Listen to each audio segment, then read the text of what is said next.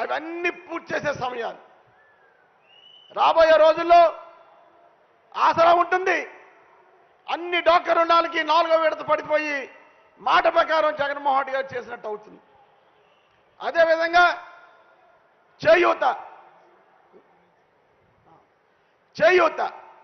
చేయూత కూడా ఇదే జనవరి నెలలో పూర్తయ్యే కార్యక్రమం.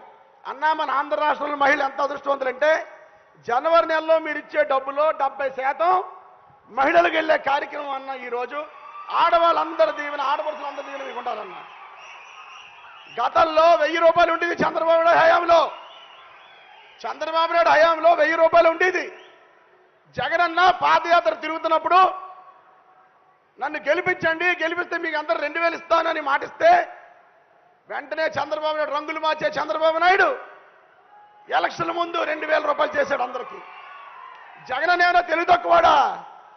నువ్వు 2000 చేస్తే నేను 3000 ఇస్తాను నా వృద్ధుల కోసం, వితంతుల కోసం, వికలాంగుల కోసం అని 2000 రూపాయలు 3000 చేసి మాట ప్రకారం ముఖ్యమంత్రి అయిన మరుక్షణమే వేదిక మీదే మొట్టమొదటి సంతకం 2250 రూపాయలు చేసి ప్రజల్లో నమ్మకం కలగజేశాడు జగన్మోహన్ రెడ్డి గారు. అది మన నాయకుడు అంటే. అదేవిధంగా ఈరోజు చూసుకుందాం. ఈరోజు ఒక్కసారి చూసుకుందాం. 4 ముఖ్యమంత్రులు చూసాం మనం. ఎన్టీ రామారావు చూసాం, రాజశేఖర్ గారిని చూసాం, చంద్రబాబు నాయుడు చూసాం, జగన్మోహన్ రెడ్డి గారిని చూసాం. ఈరోజు 2 రూపాయల కిలో బియ్యం, రేషన్ బియ్యం ఈరోజు వస్తుందంటే ఆ పథకాన్ని ఎన్టీ రామారావు గారు స్టార్ట్ చేశారు. ఈరోజు ఆరోగ్యశ్రీ ఉంది, ఫీజు రింబర్స్మెంట్ ఉందంటే మహానుభావుడు డాక్టర్ వైఎస్ రాజశేఖర్ స్టార్ట్ చేశారు. ఎవరన్నా ఆరోగ్యశ్రీ తీయగలరా? ఎవరన్నా ఫీజు రింబర్స్మెంట్ తీయగలరా? ప్రభుత్వాలు మారినా, పేర్లు మారినా, ముఖ్యమంత్రులు మారినా రాజశేఖర్ పెట్టిన పథకాన్ని ఎవడో తీయలేకపోయాడు. అదేవిధంగా ఈరోజు మన నాయకుడు జగన్మోహన్ రెడ్డి గారు మా నాన్న డిగ్రీ పిల్లలు చదివితే నేను చిన్నపిల్లలు చదివిస్తానని 1వ తరగతి నుంచి ఇంటర్మీడియట్ చదివే పిల్లలందరికీ కూడా అమ్మఒడి అనే కార్యక్రమాన్ని పెట్టి అందరినీ ఆదుకున్నాడు జగన్మోహన్ రెడ్డి గారు. అదేవిధంగా మన జగన్మోహన్ రెడ్డి గారు చేయూత 45 సంవత్సరాలు దాటిన మహిళలు పనిలోకి వెళ్ళారు. అదే వయసులో వాళ్ళ అమ్మమ్మలు, తాతలు అయ్యే సమయం పనిలోకి వెళ్ళారని వాళ్ళందరికీ కూడా చేయూత కార్యక్రమం పెట్టి 18,750 రూపాయలు ప్రతి సంవత్సరం ఇచ్చే కార్యక్రమం చేశారు. ఇది ముఖ్యమంత్రులు అంటే. రేషన్ బియ్యం పెట్టారు ఎన్టీ రామారావు గారు, ఫీజు రీయింబర్స్మెంట్ ఆరోగ్యశ్రీ పెట్టారు రాజశేఖర రెడ్డి గారు, అమ్మఒడి చేయూత పెట్టారు మన జగన్మోహన్ రెడ్డి గారు. ఇంకా మిగిలిపోయిన ముఖ్యమంత్రి ఎవడమ్మా? చంద్రబాబు నాయుడు. ఇంతమంది ఉన్నారు కదా ఇక్కడ. నేను ఒక విషయం టైం ఇస్తాను. చంద్రబాబు నాయుడు పేరు మీద ఒక్క పథకం ఉందంటే వాళ్ళ సన్మానం. చంద్రబాబు నాయుడు పథకం ఉందా? ఒక్కసారి లేదు చంద్రబాబు పేరు పథకం అంటే ఇలా చెయ్యెత్తి అందరు కనబడరా? లేదు లేదు లేదు లేదు. సంతోషం తల్లి. చంద్రబాబు నాయుడు అంత దౌర్భాగ్యుడు.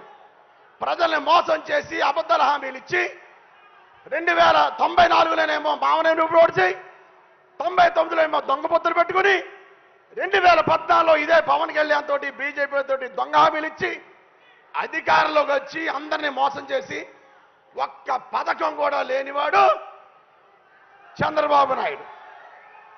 కనుక ఇటువంటి చంద్రబాబు నాయుడిని పక్కన బంగాళాఖాతం, ఇటువంటి బంగాళాఖాతంలో కలిపేవాలని జగనన్న విన్నవించుకుంటున్నాను. ఈరోజు జగనన్న ఇన్ని పథకాలు పెట్టారు. అమ్మఒడి, విద్యా దీవెన, వసతి దీవెన, చేయూత, చేదోడు, 0 వడ్డీ, ఆసరా, వాహన మిత్ర, లానేస్తం, ఇలా చెప్పుకుంటూ పోతే చాలా పథకాలు పెట్టారు తల్లి. ఇన్ని పథకాలు పెట్టారు కదా, ఇంతమంది ప్రభుత్వ వ్యవస్థ పనిచేసింది కదా. ఎవరైనా ఎక్కడైనా ₹1 లంచం ఇచ్చారమ్మా? మీరందరూ ₹1 లంచం ఇచ్చారా? లంచాలు లేని ప్రభుత్వం ఏదైనా ఉంటే అది వైఎస్ఆర్ ప్రభుత్వం, జగన్మోహన్ రెడ్డి గారు ముఖ్యమంత్రిగా ఉన్నప్పుడే అది జరిగిందని ఖచ్చితంగా చెప్పగలం.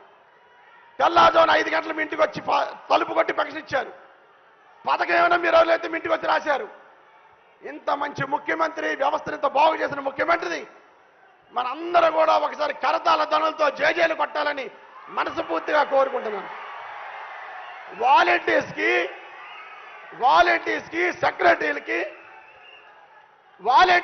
సెక్రటరీస్కి, అదేవిధంగా ప్రభుత్వ అధికారులకి జగనన్న ముఖ్యమంత్రి కూడా లంచాలు లేని ప్రభుత్వాన్ని తీసుకొచ్చినందుకు ప్రత్యేకమైన ధన్యవాదాలు మన కాకినాడ పట్టణ ప్రజల